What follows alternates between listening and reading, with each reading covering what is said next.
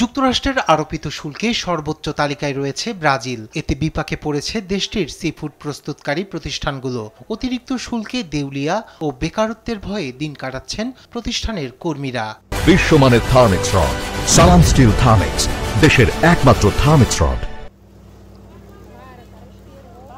এ বিষয়ে স্থানীয় মৎস্যজীবী ইউনিয়নের প্রতিনিধি আরিমান ফ্রান্সা জানান, অধিকাংশ মাছ ইউরোপ ও যুক্তরাষ্ট্রে রপ্তানি হয়ে থাকে। ইউরোপের স্থানীয় মার্কেটে আগে থেকেই নিষেধাজ্ঞা থাকায় আর কোনো বিকল্প নেই তাদের। আমরা আশা করছি ইউরোপীয় বাজারগুলো খুব দ্রুতই আমাদের জন্য খুলে দেয়া হবে। ততদিনে স্থানীয় বাজারে কম মূল্য, নিম্নমানের পণ্যের সঙ্গে আমাদের প্রতিযোগিতা করতে হবে। তবে স্থানীয় ভোক্তাদের মধ্যে বিষয়টি নিয়ে দেখা গেছে উৎসাহ।